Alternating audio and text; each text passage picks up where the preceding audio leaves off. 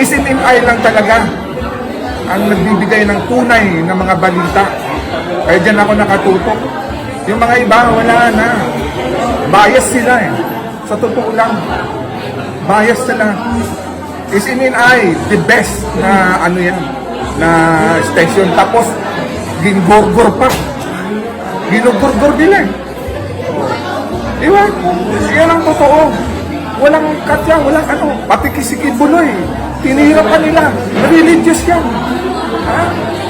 Puro salita ng Panginoon ang binabasa ko sa Biblia. Hindi naman terorista yan eh. Hindi naman ano yan eh. Bakit ganun na panahon ngayon dyan?